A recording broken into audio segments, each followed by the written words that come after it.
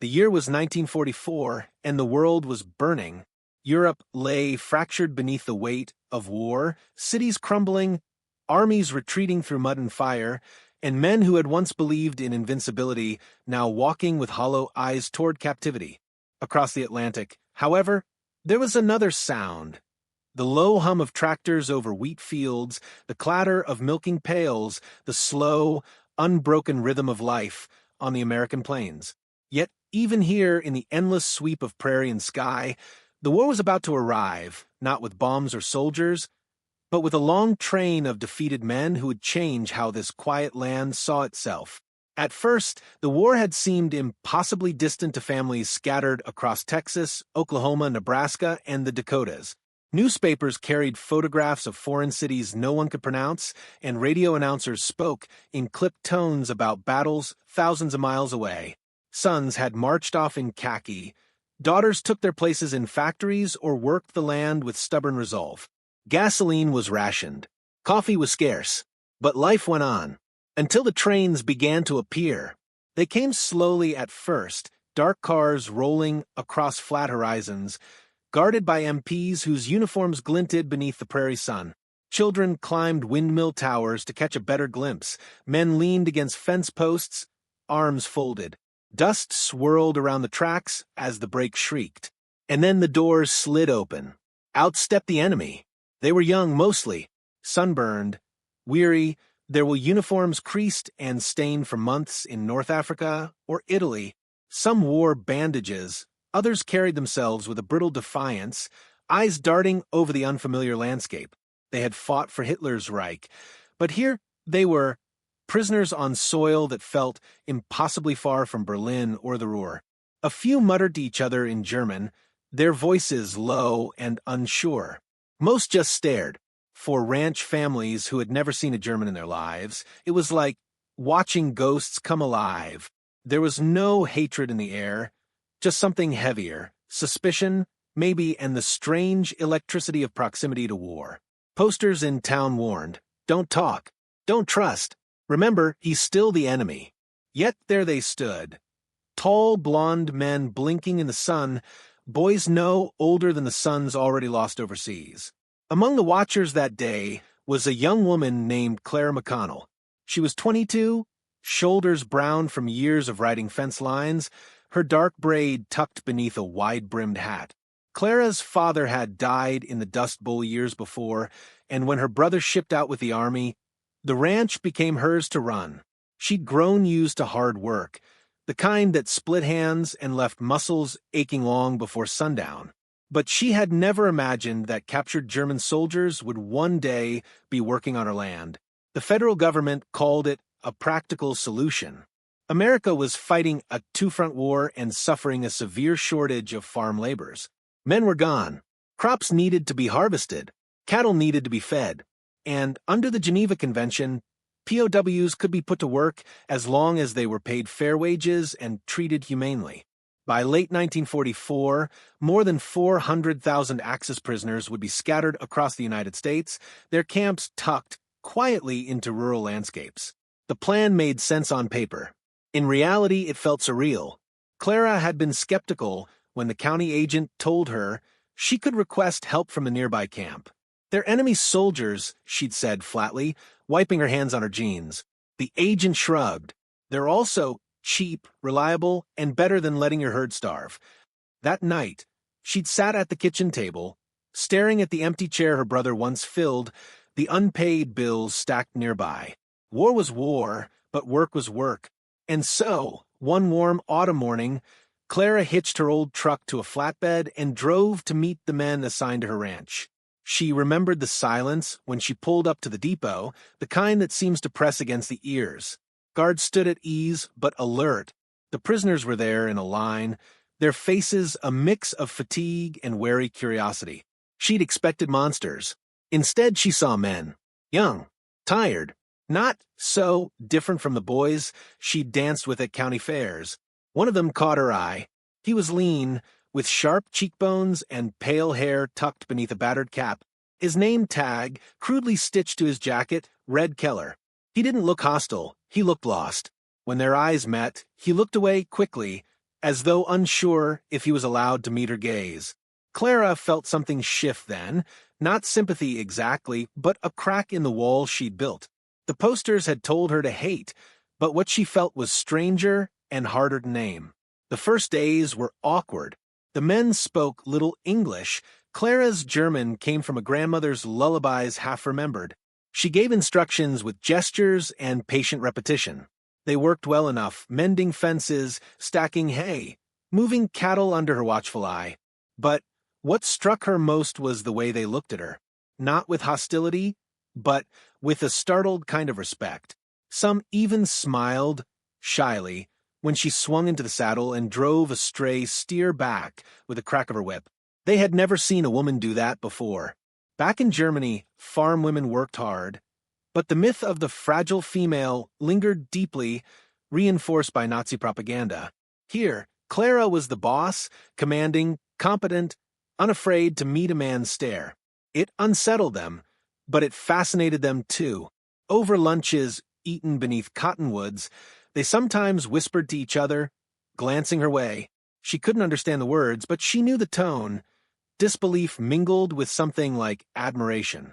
In town, gossip started quickly. Some folks didn't like the idea of enemy soldiers so close to their families. Others just found it odd to see German POWs fixing fences alongside a ranch girl. "Be careful, Clara," warned Mrs. Henson at the feed store. "You can't trust them." Clara would nod politely and say nothing, though inside she wondered, could trust really be so simple? Was the uniform all that mattered? One evening, after the work was done and the prisoners were loading back onto the truck, Keller lingered. He pointed at Clara's horse, a big bay gelding named Duke, and said softly, stark strong. His accent was thick, the word careful. Then he touched his chest and added, "Gut." "Good." Clara blinked, surprised. It was the first time he'd spoken directly to her. She nodded once, a small smile tugging at her lips. "Yeah," she said quietly. "Strong." It was nothing, a single word, a brief exchange. Yet it broke the silence in a way orders and gestures never had. From then on, the air between them felt different. Not friendly, exactly, but no longer cold. Meanwhile, the war raged on overseas. Newspapers screamed of Allied advances, of cities falling one by one. Some nights, Clara sat by the radio, hands wrapped around a chipped mug, listening for news of her brother's unit. The POWs would sometimes glance at the same reports from a distance, faces unreadable. In those moments, the gulf between captor and captive seemed unbridgeable. And yet, each day they worked side by side, that gulf seemed to shrink, not by ideology but by sweat and shared silence. Humanity had a way of leaking through cracks in the armor. One Clara found herself riding fence with Keller and another prisoner. Thunder rumbled, low and distant. The men worked quickly, tying wire and setting posts before the rain hit. At one point, Keller's hammer slipped and struck his thumb. He cursed softly in German, shaking his hand. Without thinking, Clara dismounted, took his hand gently, and inspected the swelling. "You live," she said dryly. He gave a startled laugh, the first she'd heard from him, and for a moment the war felt impossibly far away. But the illusion could not last. That night, as the prisoners were loaded back into the truck, a military jeep pulled up. An officer stepped out, stern-faced, and spoke sharply to the guards. The words carried just enough for Clara to hear: fraternization, boundaries, discipline. The officer's gaze swept over her like a warning before the truck rumbled away into the dark. Clara stood there long after the dust settled, the smell of rain sharp in the air. For the first time, she felt the weight of what she was stepping into. These were not farm hands. They were enemy soldiers. Whatever fragile bridge had begun to form could be swept away in an instant by rules, by fear, by the war itself. She turned toward the house as lightning split the horizon, her heart beating faster than she wanted to admit. Somewhere deep inside, she knew this was only the beginning. What she didn't know was how profoundly these strangers, these weary, bewildered Germans, would soon challenge everything she believed about the war, about America, and about herself, Dawn on the plains came with a slow gold light spilling over the horizon, washing the land in color before the heat arrived. Clara McConnell was already awake, cinching the worn leather saddle on Duke, while the air still held a trace of coolness. The Germans would arrive soon. She liked to be astride before the dust of the truck touched the yard, partly to set the tone, partly because it felt safer to meet their curious stares from the height of the saddle. She wouldn't admit it out loud, but each day still came with a pulse of unease. They were men of the enemy, and she was alone here but for her younger cousin Ruth, who stayed inside to handle chores she could not face. Yet the work had to be done, and the war had left no other hands. When the truck rattled up, its tires grinding over gravel, Clara watched the men climb down. They moved stiffly after the ride, boots hitting the ground with dull thuds. Keller was among them, his pale hair catching the sun, his eyes flicking briefly toward her before looking away. Others glanced up more openly, still startled that the person in charge was a woman with a rifle strapped to her saddle. A few of the younger ones whispered, trying not to smile. She could feel their surprise as a tangible thing, hanging in the morning air like static before a storm. It was not just Clara. All across the region, women like her had stepped into roles their mothers never imagined. With husbands, brothers, and sons overseas, they had kept the ranches alive.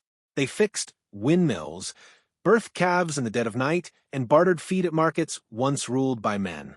Rodeos had once been spectacles. Now their techniques were daily survival. Clara knew women who could rope a steer faster than most cowboys, who could shoe a horse and ride a fence line in a lightning storm. They didn't think of themselves as pioneers. They thought of themselves as necessary. But for the prisoners, raised in a culture where women were urged to be mothers and homemakers, it was as though they had stepped into a different universe. One afternoon, while Clara guided them through repairing a broken corral, one man muttered something in German that drew quiet laughter from the others. Keller shot him a warning look, and then haltingly translated when Clara raised an eyebrow. He says, "Women here ride like soldiers." The man flushed when she kept looking at him, unsure whether he had insulted or complimented her. Clara only gave a thin smile. "Good," she said simply and swung back on a Duke. The laughter died quickly, but their eyes followed her with a new, almost wary respect. The work itself was exhausting but strangely leveling. Sweat blurred lines of nationality and ideology faster than speeches ever could. Clara showed them how to cut and stack hay efficiently. They, in turn, taught her tricks with knots and tools. Language barriers led to pantomime and occasional bursts of laughter when orders went wrong. One day, a stubborn bull refused to move through a gate. Clara rode up, calm but firm, turned the gelding just so, and sent the bull trotting exactly where it needed to go. The prisoners stopped and stared, grinning despite themselves. One clapped Keller on the back and said something she couldn't catch, but that made them both chuckle. She didn't need a translation to know it was respect. Evenings brought their own odd rhythms. The guards drove the men back to camp, but sometimes, when work ran long, the truck arrived late and Clara found herself sharing quiet moments with them as the sun fell. Once, she caught Keller gazing westward, where the light bled orange over the wheat. He seemed far away. "You're home?" she asked, pointing that direction. He shook his head, smiled faintly, and tapped his chest instead. Home was somewhere he carried now, perhaps because it was too far to reach. Something softened in her then, though she quickly hid it. Yet beyond the ranch, unease simmered. Neighbors whispered about fraternization, about danger. At the feed store, Mrs. Henson warned her again, this time more sharply, "You give an inch to men like that, they'll take your whole soul." Clara only smiled tightly, unwilling to argue, but inside she felt the weight of being watched. She knew rules forbade personal connection. She knew war demanded distance, but rules didn't mend fences or bring in the harvest. These men did, and day by day the work tethered them to her land in small, undeniable ways. One Saturday brought an unexpected test. The county hosted a small rodeo, a morale booster for families stretched thin by war. Clara hadn't planned to go, but Ruth begged, and in the end she relented, dusting off her best boots and tying a clean scarf in her hair. She didn't expect to see the prisoners there. But when she arrived, she found a guarded pen set up near the bleachers where a handful of POWs were allowed to watch under heavy supervision. Among them stood Keller, expression unreadable.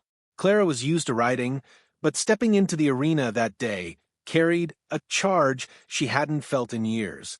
The announcer's voice cracked over the speaker, the crowd clapped, and then she was flying, roping, spinning, leaning into Duke as he thundered across the packed dirt. The POWs watched in silence that broke at last into amazed exclamations. One slapped another on the shoulder, another leaned forward, mouth open. Keller didn't cheer, but his gaze was intent, fixed on her with something like wonder.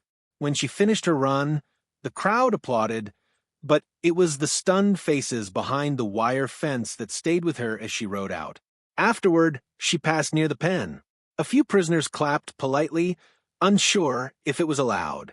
Keller said something quick and quiet to the guard, who nodded reluctantly. Then Keller turned toward her and called, careful but clear, "You ride better than most men." His accent twisted the words, but the meaning was unmistakable. Clara felt a flicker of surprise, praise from a man raised in a world where women were seldom allowed center stage. She tipped her hat, a small, wry gesture, and moved on, but the moment lingered. That night, back at the ranch, she lay awake long after Ruth's breathing had settled. Something was changing, she realized. These men were no longer faceless enemies. They were becoming witnesses to a version of America they had not been taught to imagine. An America where freedom wasn't just political, but lived out in the grit and independence of its women. And for her, the shift was equally unsettling. She was supposed to hate them, to fear them, but hate seemed to wither under the quiet honesty of work and shared fatigue. Still, danger threaded every small breakthrough. The Army's warnings hung heavy. Any perceived friendship could bring punishment for the men and scandal for her. Yet, the war's distance created a strange intimacy.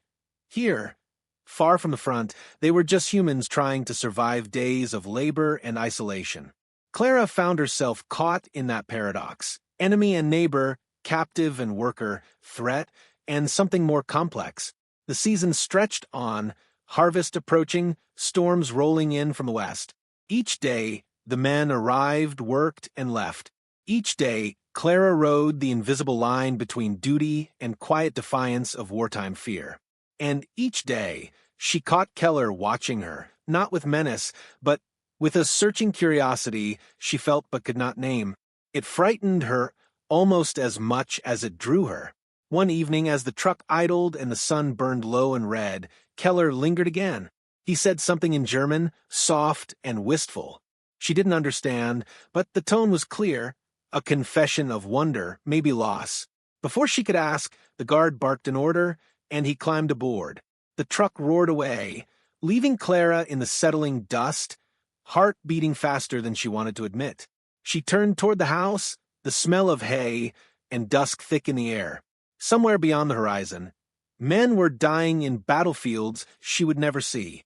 Here, a different war was being fought, quieter, stranger, waged in glances and gestures and the slow dismantling of walls built by propaganda. Clara didn't know what it meant yet, only that something irreversible had begun. Morning in the camp began not with shouting, but with the steady clang of a bell and the faint smell of coffee drifting from the mess hall.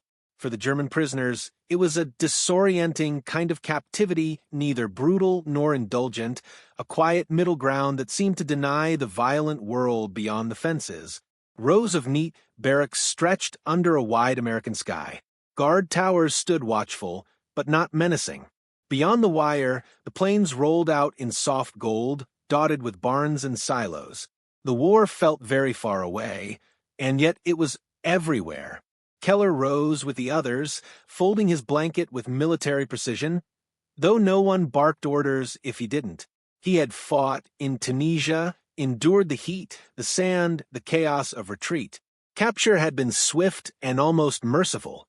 Now, months later, he found himself in a place that felt less like punishment and more like suspension, a waiting room for a life that no longer existed.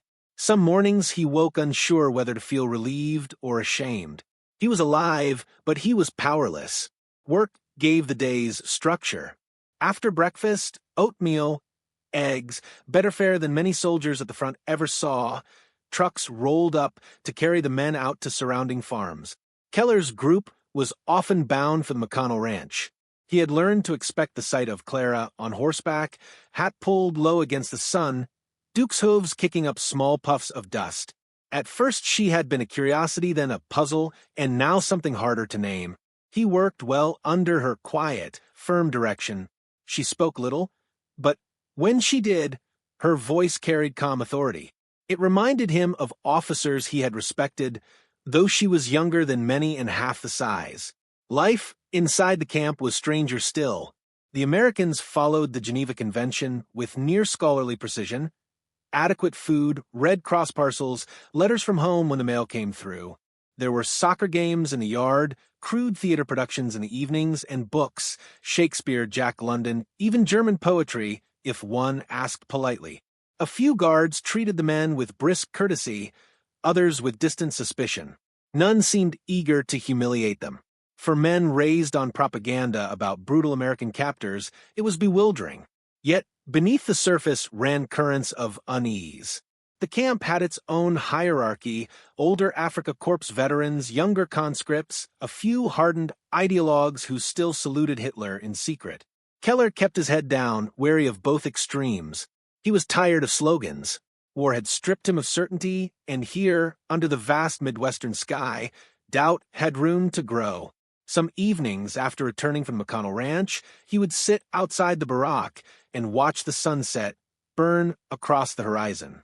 The prairie light was, unlike anything in Germany, endless, unapologetic. Around him, men smoked, played cards, or wrote letters they knew might not reach home. He thought often of the day Clara had inspected his bruised thumb, of the way she'd said, "You'll live," with dry humor and no pity. It was a small moment, but it had lodged somewhere deep. She did not treat them as monsters. She did not treat them as equals, either. She simply treated them as men who had work to do. Somehow that was more disarming than hatred. Clara, for her part, found herself thinking about the camp more than she wished. She told herself it was practical, she needed the labor, after all. But she noticed things. How the men straightened when she rode by, how Keller's English was improving, how he sometimes translated for the others to spare her frustration. She noticed the guarded gratitude in their eyes when she offered water on a blistering day.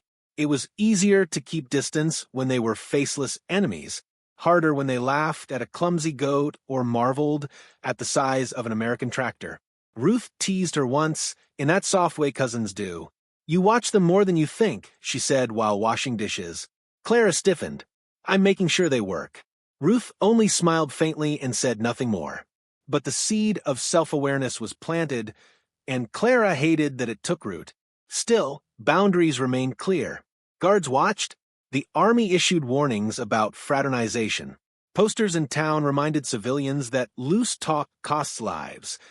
Clara obeyed the letter of the rules, even as she bent their spirit by allowing small kindnesses, a longer break on a sweltering afternoon, a nod of approval when task was well done.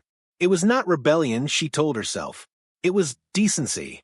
Yet even decency felt dangerous when the world insisted on hatred. Christmas approached with an unexpected hush. Snow fell thin and glittering, dusting the camp in pale light. Clara sent small gifts through the county agent.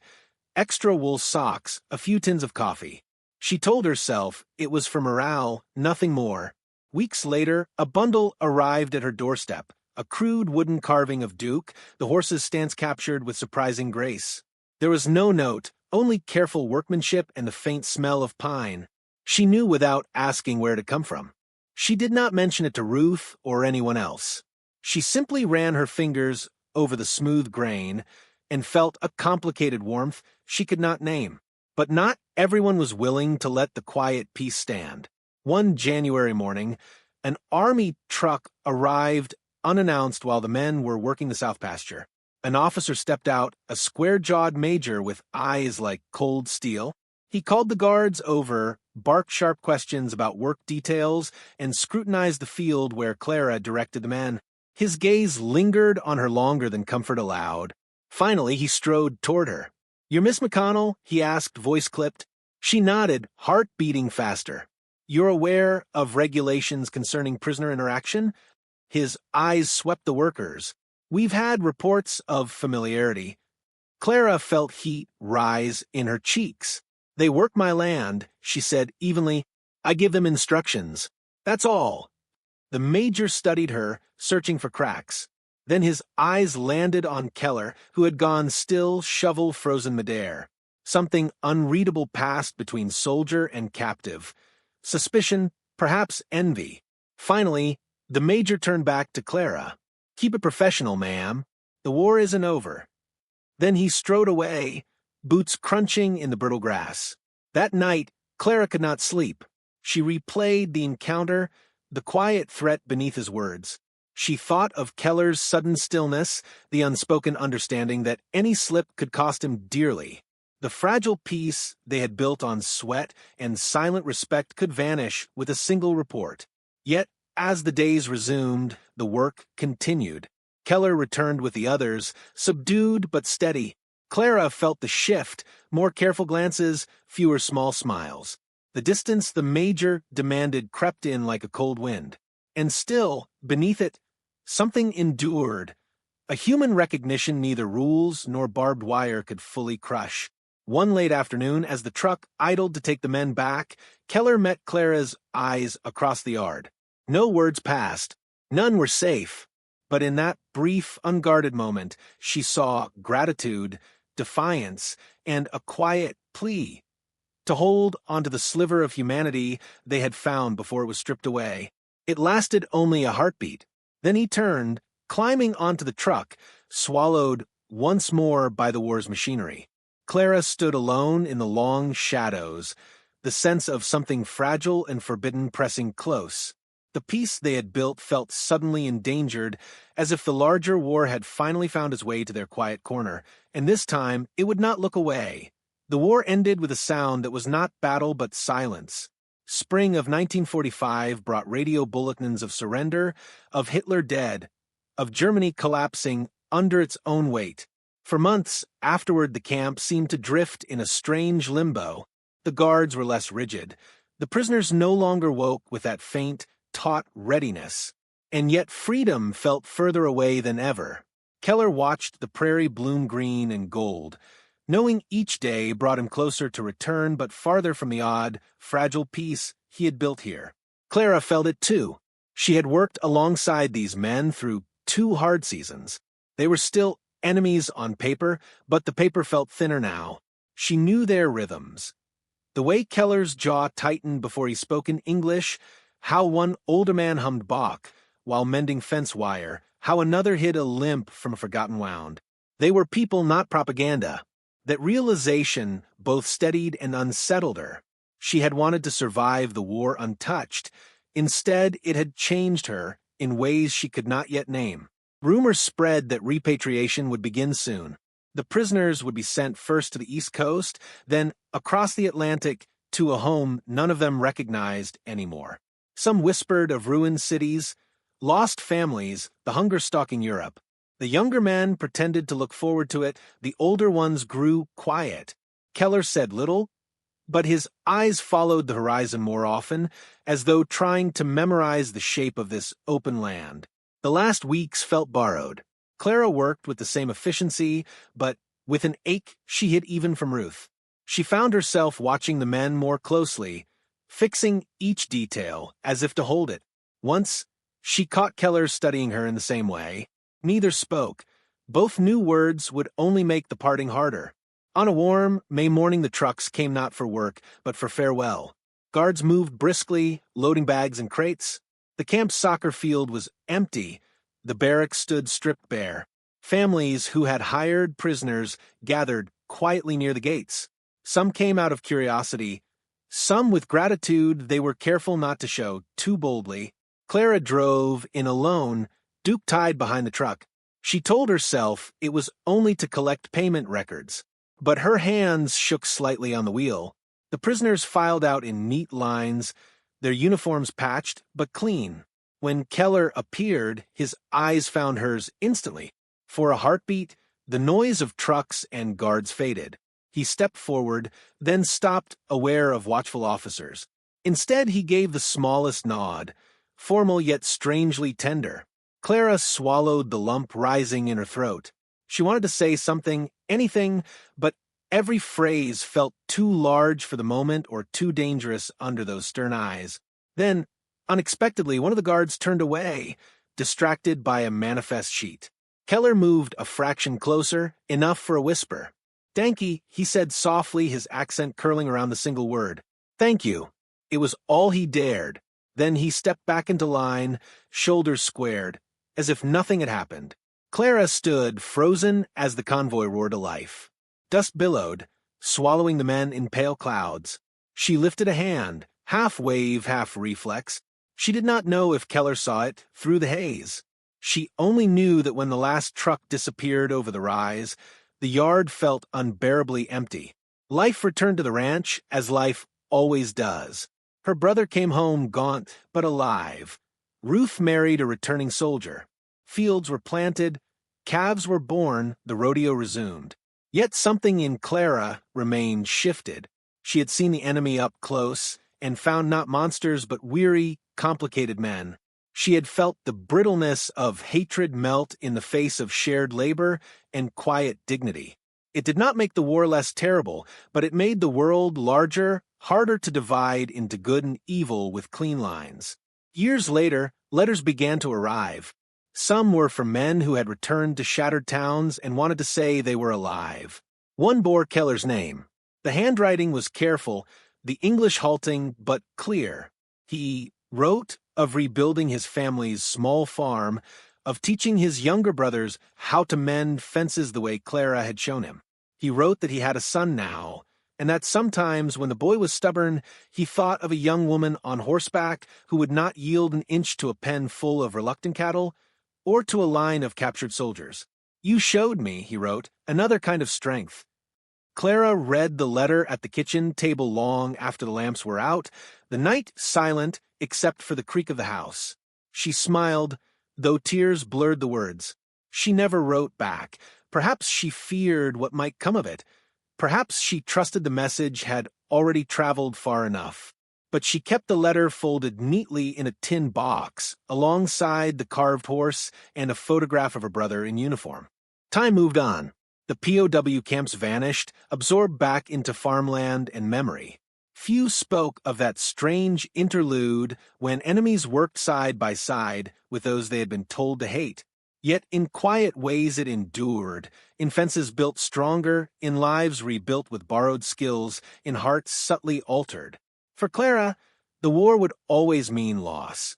Of youth, of certainty, of the simple story she once believed about friend and foe. But it also meant this, an unexpected glimpse of humanity where she least expected it. She carried that truth like a secret talisman through the decades. That kindness could exist even in war's shadow, and that freedom, lived without fear, could be more powerful than any weapon. And for Keller, far across the ocean, America remained a ghostly memory. A land of wide skies and hard work of fair captors, and of a lone cowgirl whose quiet strength dismantled the walls built in his mind. In the end, that memory was perhaps the most unassailable victory, one won not by armies, but by the simple, unshakable dignity of a woman on horseback. Somewhere deep inside, Clara suspected this too. On late evenings, when the prairie turned gold and the wind moved through the grass, she would pause, hand resting on Duke's worn saddle, and feel again that fleeting connection across an impossible divide. The war had ended long ago, but one truth remained: enemies can change, and sometimes a single act of unexpected humanity can outlast every flag, every order, every battle ever fought.